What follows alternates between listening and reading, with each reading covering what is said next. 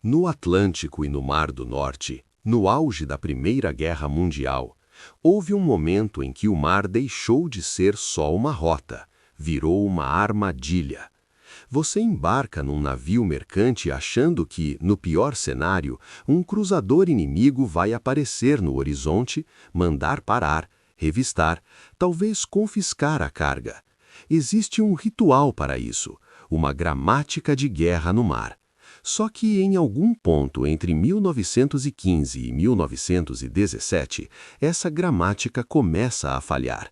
Não porque alguém esqueceu as regras, mas porque uma máquina nova, o submarino, torna seguir as regras perigoso demais. E quando seguir as regras significa morrer, a tentação de quebrá-las cresce. O resultado não é apenas uma mudança tática, é uma crise diplomática, uma transformação do comércio mundial e um salto brutal no risco para civis. Para entender por que a guerra submarina virou um dos temas mais explosivos da época, precisamos começar por algo que parece burocrático, mas que na prática era a diferença entre guerra e pirataria aos olhos de muitos governos, as chamadas regras de prize, ou regras de captura, muitas vezes também chamadas de cruiser rules, regras de cruzador. Elas existiam para regular o que uma marinha poderia fazer com navios mercantes inimigos e principalmente para limitar o dano a neutros e civis. No direito e na prática naval do século XIX e início do XX, a captura de prizes era tratada como uma operação com etapas: identificação, parada, inspeção de documentos, decisão, liberar, desviar para porto ou apreender, e só em último caso a destruição. Não era um gesto de humanidade abstrata, era uma forma de manter o comércio internacional funcionando sob regras relativamente previsíveis. Se um navio mercante fosse suspeito, não bastava afundá-lo. Era esperado que a força beligerante assegurasse, sempre que possível, a segurança de tripulação e passageiros, e que a legalidade da captura fosse julgada depois por tribunais de prize. A guerra de 1914-1917 é, em muitos sentidos, o choque entre esse mundo de regras e um mundo de bloqueios totais e economia de guerra. A Grã-Bretanha, apoiada por seu domínio marítimo, ampliou o bloqueio e o controle sobre o comércio, pressionando neutros e criando atritos diplomáticos. A Alemanha, por sua vez, encontrou no submarino a arma que podia contornar a superioridade britânica de superfície, só que com uma limitação terrível. O submarino não era feito para encenar o ritual do prize. Para o público leigo, vale tornar isso concreto. Um cruzador, ou mesmo um contratorpedeiro, tem velocidade, armamento e altura para impor autoridade. Ele pode aproximar, mandar parar, manter o mercante sob mira, lançar um bote de inspeção. Se a situação degringola, ele aguenta tiros. Já o submarino é o contrário, sua força está em ser invisível e frágil ao mesmo tempo. Quando está submerso, ele enxerga pouco. Quando emerge, fica vulnerável. E para aplicar as regras de prize, ele geralmente precisa emergir. É aqui que a história fica mais tensa, porque o ideal das regras pressupõe uma inspeção que, para o submarino, vira um convite ao desastre. Um mercante pode tentar fugir, pode tentar ramar, colidir e afundar o submarino, pode transmitir um sinal de socorro e atrair escoltas, e, sobretudo, pode estar armado. Sim, armado. Ao longo da guerra, e em especial conforme o conflito se endurece, navios mercantes passam a portar canhões de convés e a cooperar com a inteligência naval, e os britânicos operam os chamados kill ships, navios disfarçados de mercantes, mas armados e prontos para atrair submarinos à superfície. Isso muda o cálculo moral e militar. O submarino que sobe para seguir as regras pode estar subindo para morrer. Esse dilema aparece não só em memórias e análises pós-guerra, mas também na documentação diplomática do período, quando governos tentam definir o que é legítimo ou ilegal na guerra submarina. A crise não nasce de um único afundamento, mas de uma sequência de decisões políticas, comunicados oficiais e reações internacionais. Em fevereiro de 1915, por exemplo, há uma declaração alemã que marca uma virada, a instituição de uma zona de guerra ao redor das Ilhas Britânicas, com a advertência de que navios mercantes inimigos seriam destruídos e que mesmo navios neutros estariam expostos ao perigo, devido ao que a Alemanha descrevia como uso britânico de bandeiras neutras e incidentes ineritáveis. O texto circula em traduções e é reproduzido por compiladores e historiadores.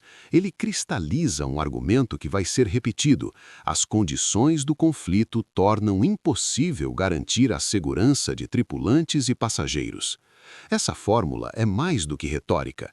É a admissão de que as regras tradicionais estão em colapso sob novas práticas de guerra econômica e novas tecnologias. Para manter o rigor, aqui é importante diferenciar duas coisas que, na narrativa pública, muitas vezes se confundem. Guerra submarina restrita, quando a Alemanha tenta, pelo menos em tese, respeitar procedimentos semelhantes ao PRIZE, avisar, permitir evacuação, etc., e limitar ataques a certos alvos. Guerra submarina irrestrita, quando navios mercantes em certas áreas são atacados sem aviso e sem salvaguardas tradicionais, sob a lógica de que qualquer mercante pode ser um vetor do esforço de guerra inimigo. Na prática, mesmo na fase restrita, o mar é confuso, a identificação é incerta e a margem para erro é enorme. E é aí que entram os primeiros sucessos e, com eles, os primeiros choques diplomáticos. A Alemanha precisava de resultados. Uma guerra contra o domínio naval britânico, sem capacidade de romper o bloqueio por navios de superfície, se apoiava numa aposta: sufocar o abastecimento, elevar o custo do frete, interromper carvão, grãos, matérias-primas e, assim, quebrar a resistência britânica. A lógica é de economia de guerra. Um país moderno não vence apenas por batalhas, mas por tonelagem e logística. Se os portos ficam estrangulados, a indústria sofre. Se o seguro marítimo explode, o comércio recua. Se o transporte vira loteria, as importações desabam.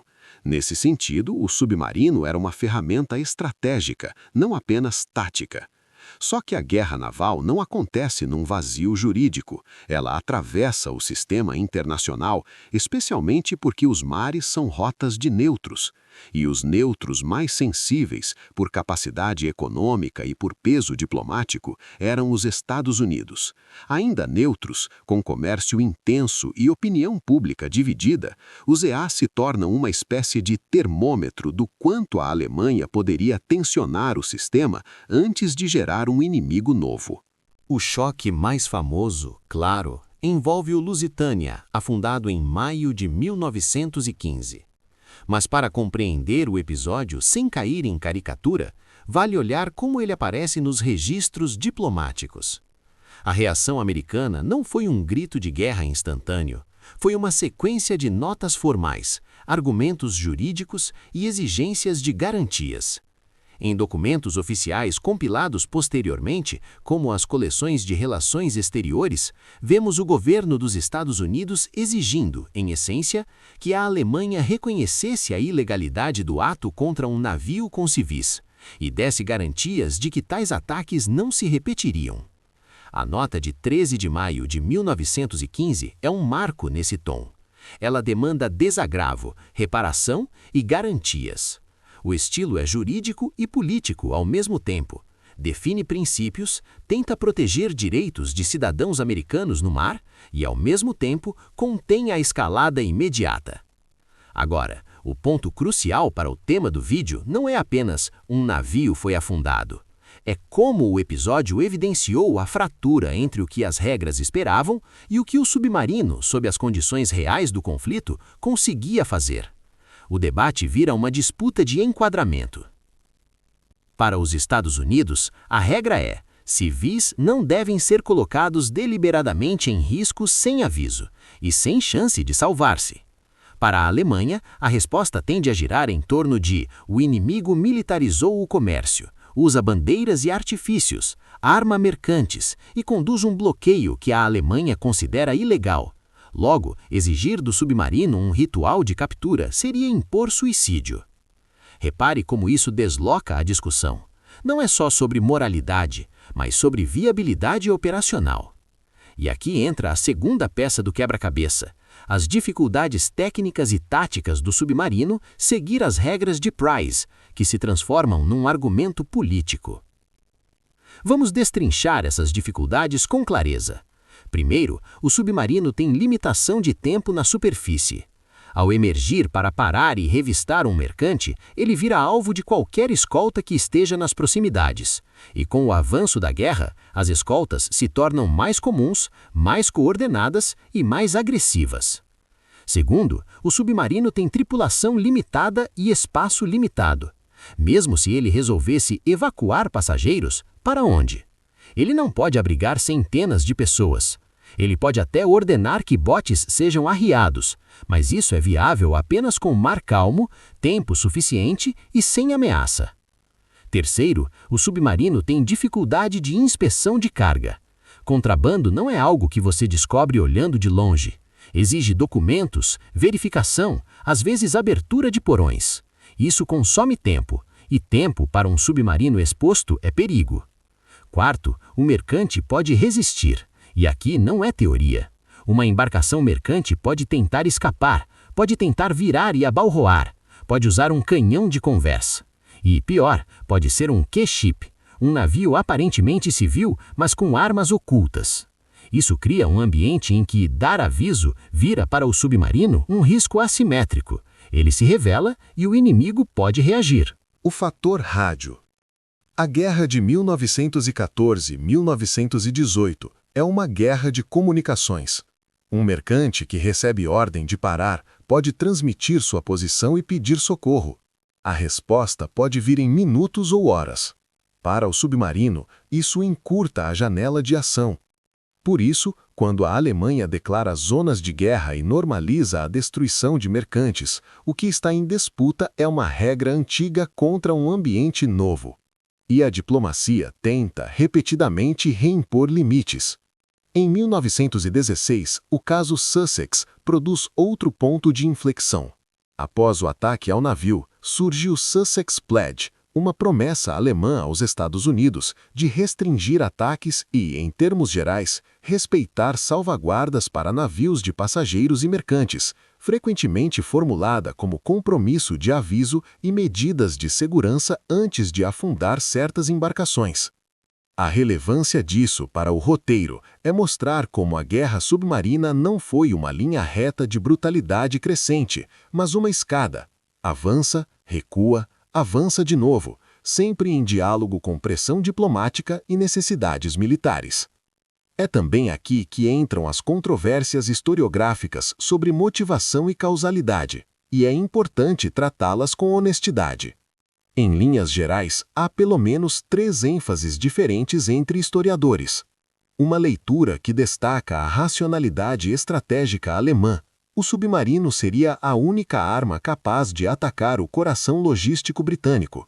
As restrições seriam tentativas de evitar a entrada dos Estados Unidos, mas consideradas insustentáveis militarmente. Uma leitura que enfatiza o caráter de guerra econômica total de ambos os lados. O bloqueio britânico e práticas de controle de neutros teriam corroído a legitimidade de um direito naval clássico, empurrando a Alemanha para medidas extremas. Uma leitura que se concentra na política interna e na dinâmica civil-militar. Disputas entre diplomatas, chancelaria, marinha e alto comando. Promessa e frustração, pressão por resultados e o cálculo de risco sobre os Estados Unidos. Com isso em mente, voltamos à pergunta do vídeo. Como se dá a escalada gradual até 1917?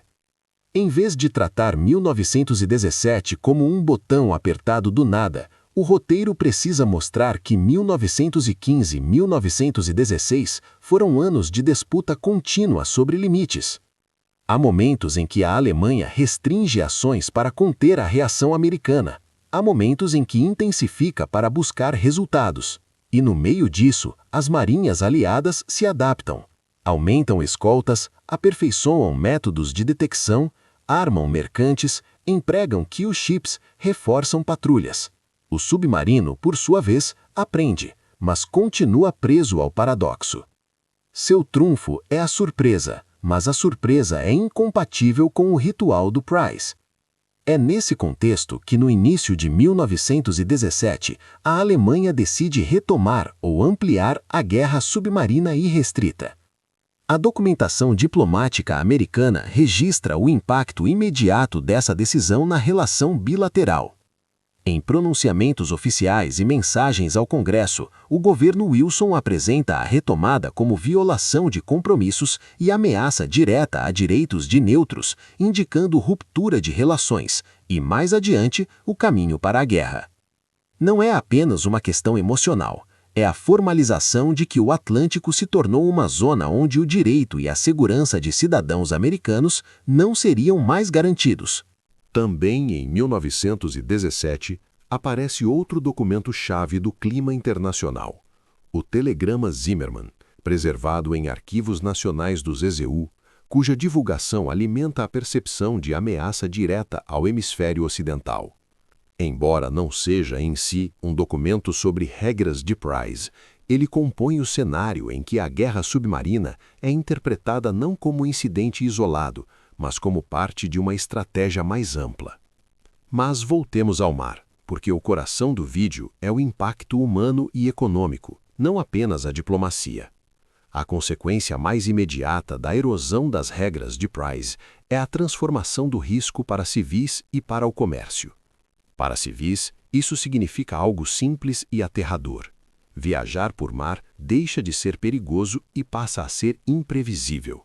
No mundo de Price, o perigo vinha da captura, do desvio, do confisco e, em certos casos, da destruição após evacuação. No mundo do torpedo sem aviso, o perigo vem do choque e do afundamento rápido, frequentemente sem tempo para arriar botes, com mar frio, com crianças e idosos a bordo. O submarino não precisava ver seus rostos. A arma fazia o trabalho à distância. E isso muda a psicologia coletiva, registrada em jornais da época, em relatos de sobreviventes, em debates parlamentares. Para o comércio, o efeito é sistêmico. Economia de guerra não é só fábricas produzindo canhões, é o transporte de carvão, minério, nitratos, grãos, algodão, tudo aquilo que sustenta tanto a indústria quanto a vida civil. Quando navios começam a sumir, o custo de seguro sobe. Quando o custo sobe, o frete sobe. Quando o frete sobe, alguns trajetos deixam de valer a pena. Alguns produtos ficam escassos e, em paralelo, governos passam a intervir ainda mais. Racionamento, controle de importações, priorização de cargas estratégicas. E aqui, uma explicação técnica rápida ajuda ao espectador. Por que tonelagem afundada era a métrica obsessiva? Porque um navio mercante não é só um casco, é capacidade de transporte. Afundar um navio significa não apenas perder aquela carga, mas reduzir o número de viagens futuras. E construir navios leva tempo, aço, estaleiros, mão de obra qualificada. Portanto, se a taxa de afundamento supera a taxa de reposição, a economia do adversário começa a sofrer um estrangulamento real. Os aliados respondem com uma solução que, no início, é controversa, mas se torna decisiva: o sistema de comboios. Em vez de navios navegarem sozinhos, viajam agrupados, escoltados por navios de guerra. Isso reduz a vulnerabilidade individual e aumenta a chance de detectar e repelir submarinos. Também altera o cálculo de caça do U-Boat. Atacar um comboio pode render alvos, mas aumenta o risco de contra-ataque e reduz oportunidades de ataques isolados. O comboio é, em termos de logística, uma mudança organizacional gigantesca. Exige coordenação de rotas, horários, comunicação, escoltas suficientes, portos capazes de receber grandes grupos. É um exemplo claro de como a guerra não é apenas armas melhores, mas sistemas melhores. Ao mesmo tempo, o uso de navios armados e K-ships é um ponto delicado na narrativa moral do conflito. Para alguns contemporâneos e para parte da historiografia, essas medidas são vistas como resposta necessária à ameaça submarina. Para outros, elas erodem ainda mais a distinção entre civil e militar, tornando o mercante um combatente disfarçado e alimentando o argumento alemão de que seguir o Price era impraticável. O vídeo pode apresentar essa tensão sem relativizar o impacto sobre civis. O ponto é mostrar como a guerra total empurra todos para zonas cinzas. E é justamente nessa zona cinzenta que a diplomacia falha. As notas, promessas e advertências tentam reintroduzir limites, mas a lógica militar e econômica pressiona no sentido oposto. Quando a Alemanha decide pela guerra submarina irrestrita em 1917, o cálculo é brutal: causar um colapso de abastecimento britânico antes que os EUA consigam mobilizar plenamente tropas e indústria. Só que esse cálculo subestima ou aceita como preço o efeito político de atacar o tráfego marítimo de forma ampla, atingindo neutros e civis. A resposta americana, registrada em mensagens presidenciais e na documentação diplomática oficial, transforma a guerra submarina em catalisador de crise marítima para a entrada de uma potência industrial e humana no conflito. Nesse ponto, vale um mini gancho para manter o ritmo. E se as regras de Price tivessem sido mantidas? Teria mudado o curso da guerra? A resposta é necessariamente especulativa, mas o que dá para afirmar com base em análises históricas é que para a Alemanha, manter regras estritas reduziria drasticamente a eficácia estratégica do submarino, especialmente num ambiente de mercantes armados, rádio e escoltas. Para os aliados, manter regras estritas preservaria mais o comércio neutro e reduziria atritos, mas talvez reforçasse o bloqueio britânico como instrumento central, prolongando a guerra econômica por outros meios. Em outras palavras, as regras eram parte de um equilíbrio antigo. A guerra industrial quebrou esse equilíbrio. Agora, para não perder o foco do episódio humano, é essencial dedicar alguns minutos a um aspecto que muitas narrativas passam rápido: a experiência do civil e do marinheiro mercante. A tripulação mercante era uma categoria híbrida. Não era, em teoria, combatente, mas estava na linha de frente do abastecimento. E com a escalada submarina, esses homens, e passageiros quando havia, passam a viver uma rotina de medo. Vigias permanentes, zigue-zague, apagamento de luzes, boatos de submarinos e a sensação de que o perigo não tem rosto. Jornais de época e relatos posteriores mostram como isso mexe com a vida cotidiana. Famílias esperando em portos, listas de sobreviventes, campanhas de arrecadação para vítimas, discursos políticos usando afundamentos como prova do caráter do inimigo. Isso alimenta a propaganda, sim, mas também é uma fonte histórica do clima social. Ao escrever o roteiro, o cuidado é não tomar a propaganda como fato bruto, e sim como evidência de percepção pública. E o comércio? Para o comércio, a escalada redefine rotas. Navios passam a buscar caminhos mais longos, áreas consideradas menos perigosas, portos se congestionam, o tempo de travessia aumenta, e com o comboio, a eficiência individual cede lugar à segurança coletiva. A guerra obriga o mundo a escolher: entrega rápida ou sobrevivência. No final, submarinos e regras de guerra não é apenas um tema técnico. É a história de como uma inovação militar expôs a fragilidade de um sistema jurídico internacional baseado na ideia de que o conflito poderia ser contido por rituais e procedimentos. As regras de Price não desapareceram por maldade pura. Elas foram esmagadas por um conjunto de escolhas estratégicas, contramedidas e escaladas. E, sobretudo, pela pergunta que nenhum jurista conseguia responder de forma satisfatória em 1915: como exigir humanidade operativa de uma arma cuja sobrevivência depende de não ser vista? Quando o vídeo chegar ao encerramento, a síntese precisa ser clara e séria. A Primeira Guerra Mundial transformou o mar num campo onde a linha entre alvo militar e vítima civil ficou perigosamente fina, e o submarino, ao mesmo tempo em que parecia apenas uma arma nova, virou o símbolo dessa transformação, um símbolo que empurrou governos, especialmente os neutros, a escolher lados.